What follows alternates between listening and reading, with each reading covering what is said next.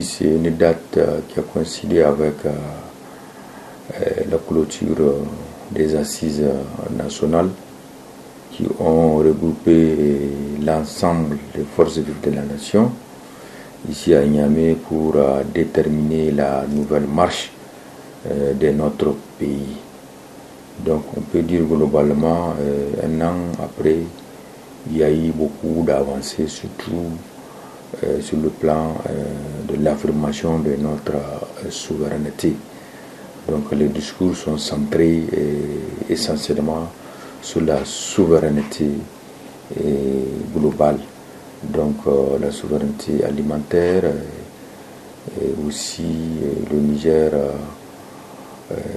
doit disposer de lui-même. Donc on n'est plus sur le tutorat que vous connaissiez avant. Donc il y a une rupture entre la politique des régimes précédents et le régime de la refondation. Donc on peut globalement dire qu'il y a eu une avancée, il y a eu des changements. Donc il y a aussi des défis que le régime doit relever, et surtout sur le plan sécuritaire. Sur le plan sécuritaire, sur le plan de la lutte contre la vie chère, sur le plan de la lutte contre le chômage, donc et aussi sur le plan de la justice. Et les citoyens aussi, dans les attentes qu'ils soient impliqués dans la gestion de la chose publique. La refondation, c'est une affaire de tout le monde.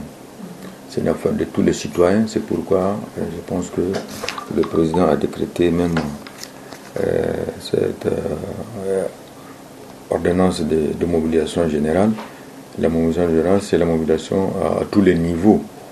Donc je pense que tous les citoyens, à tous les niveaux, doivent savoir que nous sommes dans une nouvelle démarche et que ce n'est pas une démarche facile.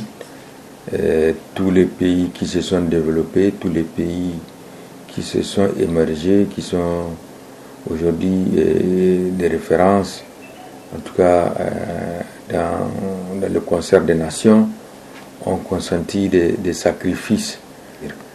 Donc pour cela, il va falloir que tous les Nigériens à tous les niveaux s'y mettent, s'y donnent, se sacrifient. Et de ce point de vue, on peut quand même dire Dieu merci.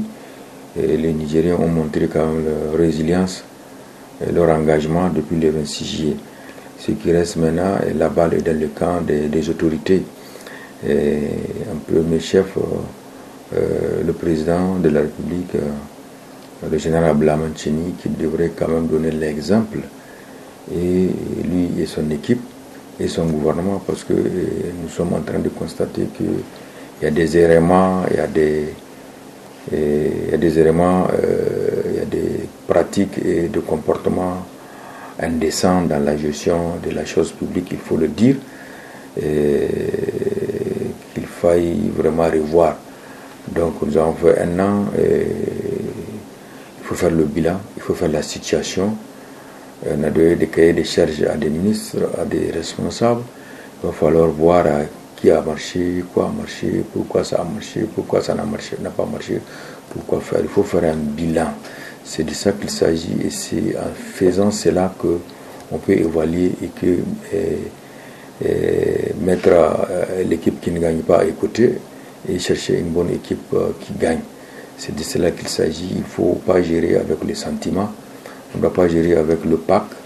Nous sommes des Nigériens, nous connaissons les problèmes auxquels nous sommes confrontés, nous connaissons ce qui s'est passé, l'histoire, comment le Niger a été géré. Donc, plus jamais ça. Et pour ça, il faut que le président prenne son bâton de commandement. Il faut que lui-même donne le bon comportement, le bon signal à travers ce comportement, à travers sa gestion, et qu'il y ait une bonne équipe qui va l'accompagner.